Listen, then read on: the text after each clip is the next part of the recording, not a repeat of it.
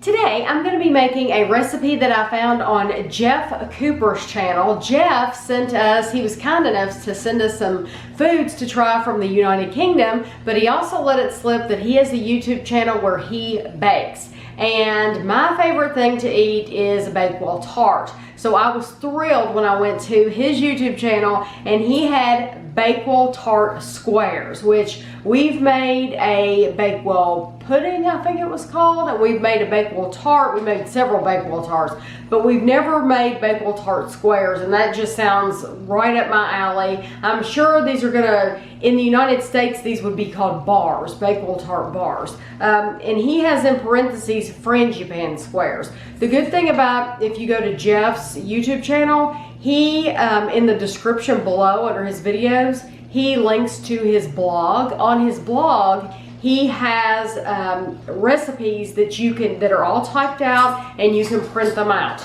So that's what I did with this. So it was wonderful. So I'm going to show you everything you're going to need for the whole recipe, and then we'll get started.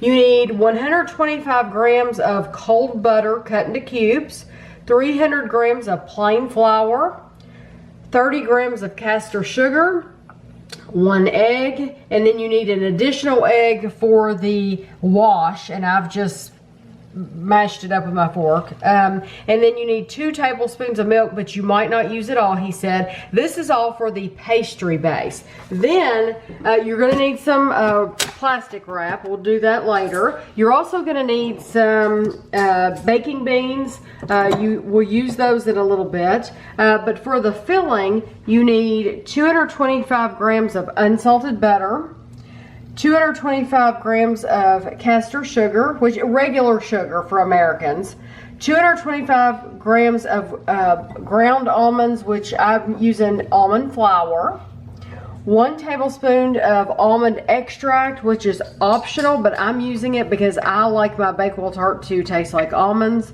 3 eggs, 50 grams of flour, the zest of 1 lemon, and raspberry jam, 150 grams of raspberry jam, and then 50 grams of flaked almonds to spread on top. So the first thing you want to do is you want to get your food processor out, and you want to put your flour, butter, and sugar. There's the flour, sugar, and your butter.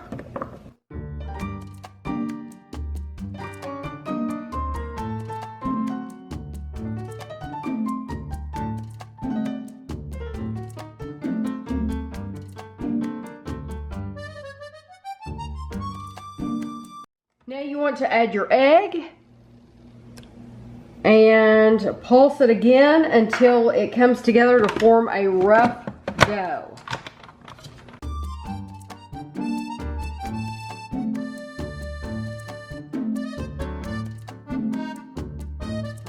So now you want to add enough milk so that the dough starts to form large clumps. So I'm just going to have a little, about half of it there.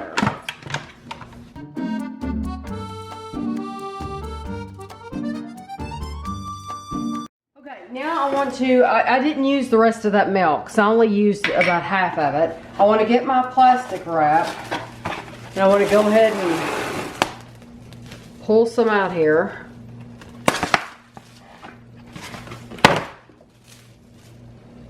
And you're going to take your dough.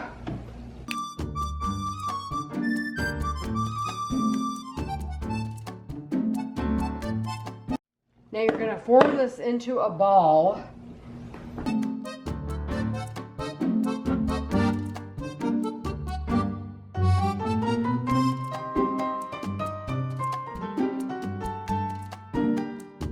Okay, now we're going to cover it up, and we're going to leave this in the refrigerator for 20 minutes. While this is in the refrigerator, you can get your cake pan, which I've already got mine, and put parchment paper in it and just have that ready. It's been 20 minutes. I have my dough. you need a lightly floured surface. So hopefully this is light enough, like this. And you're gonna get your dough out, and you're gonna roll it out, and you want it, I have my cake tin here. It's gonna go on flat on the in the cake tin, but it's not gonna go up the sides at all. Now, I don't know why you couldn't just take this and put it into the pan and smash it, but this is the way Jeff made it. So, and if Jeff watches this, maybe he'll answer that, why he doesn't just put it directly in the pan and then use your fingers to mash it. I'm just curious, because we're gonna roll this out, and he says if it cracks, that's okay. That's a good thing, because it looks like it's going to.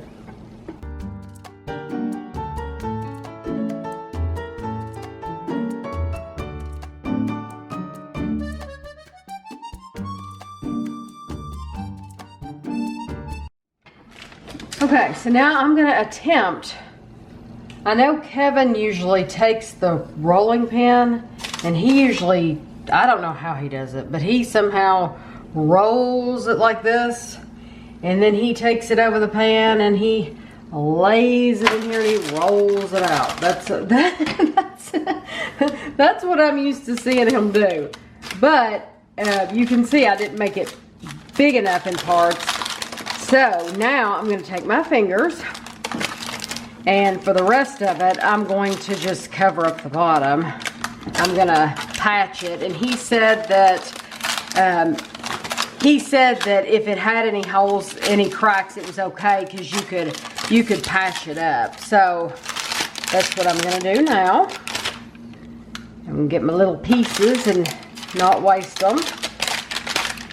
And so now you're going to cover this pan, and it's a good thing I already have a cover for this pan, for this baking pan. Let me flatten this out a little bit more. So I'm going to take my clips off, and I'm going to cover this, and it's going to go back in the refrigerator for another 30 minutes. So just like this. Okay, I just took this out of the refrigerator, and my oven has been preheating to 392 degrees Fahrenheit or 200 degrees Celsius this whole time. So I have taken this out of the refrigerator. Now you want to prick it all over with a fork.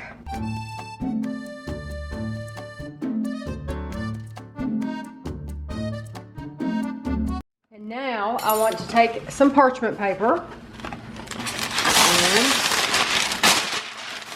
put it over the top. And I want to take my baking beans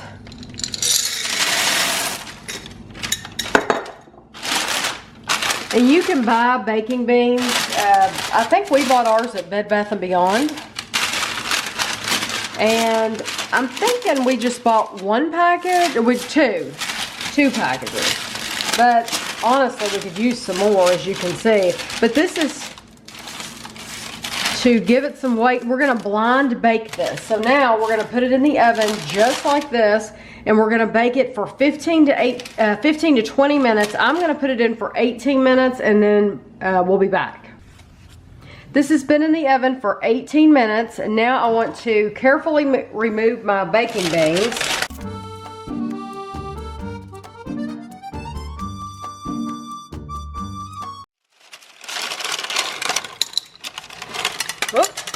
There were a few more in there.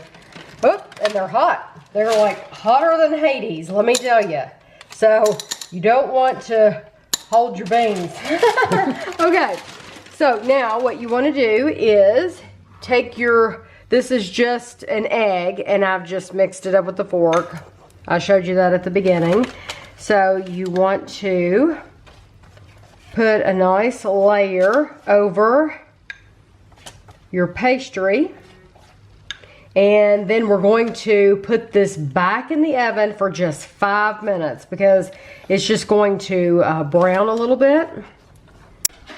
Okay, that's how it looks after 5 minutes. You want to turn your oven down now to 356 degrees or 180 degrees Celsius. You want to take your butter and your sugar. We're going to start working on the filling now. And you are going to cream this together until it's light and fluffy.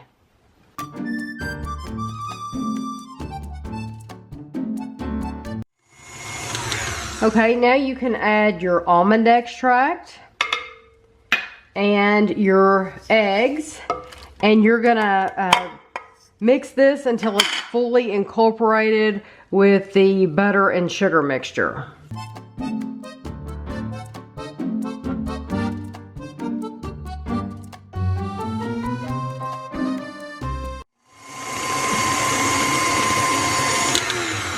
Okay, now you want to, I did scrape down the sides. Now you want to mix in your ground almonds, which is almond flour.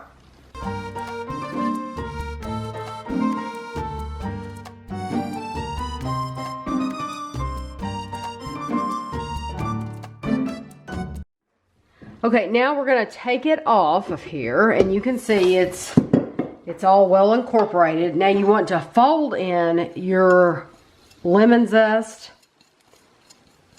and that little bit of flour.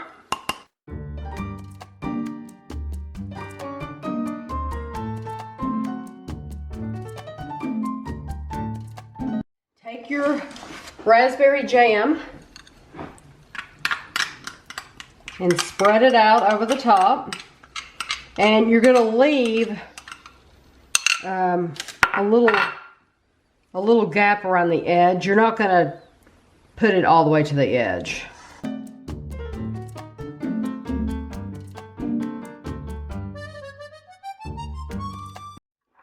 Now take your mixture that you just finished mixing together, and you're gonna put that on top.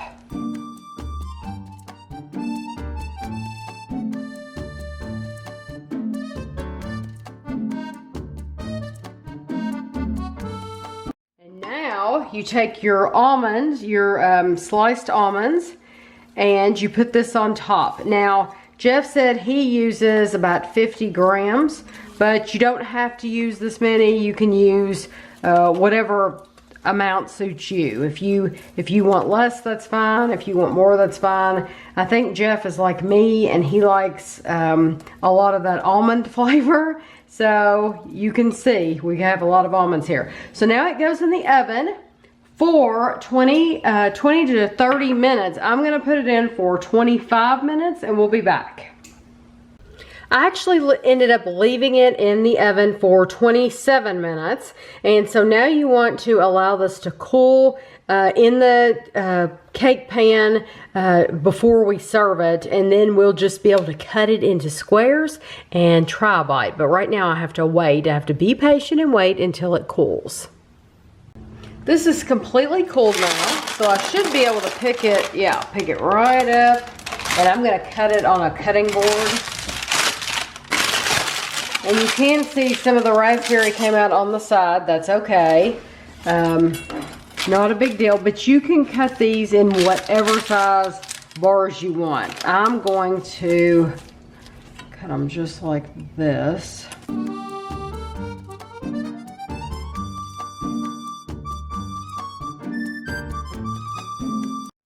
I got 24 bars, and let's see how they look.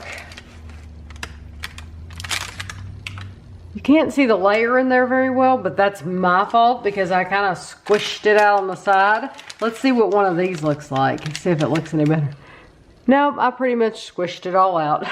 That's okay. Okay, we're back. I noticed when I was taking them out of the pan, they are a little bit soft. I probably, for our oven's temperature, I probably could have left them in the full 30 minutes, but they're fine.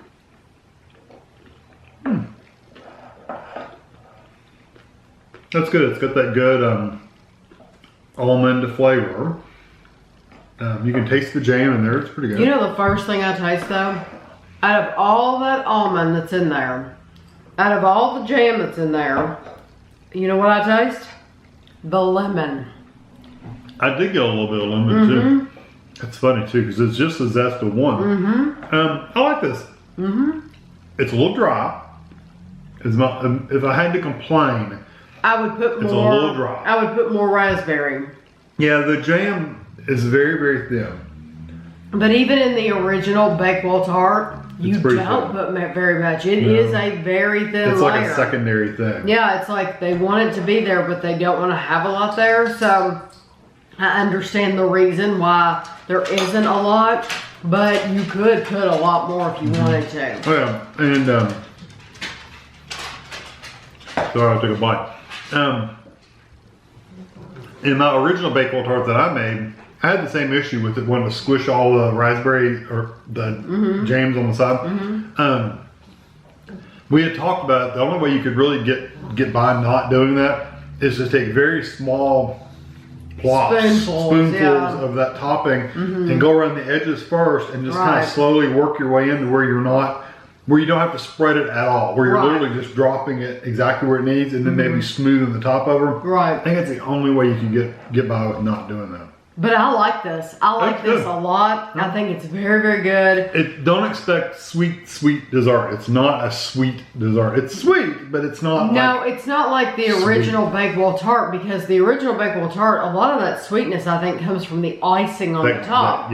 And this doesn't have the icing. So you're missing some of that sweetness. But it's still really good. But yeah, I really like this. And so Jeff, I'm glad that I could go to your channel and get this recipe. It was very, very good. I'm sure that I'll be getting more in the future. I hope all of my friends here in the United States, I hope that you will try this. You see that it works out really well.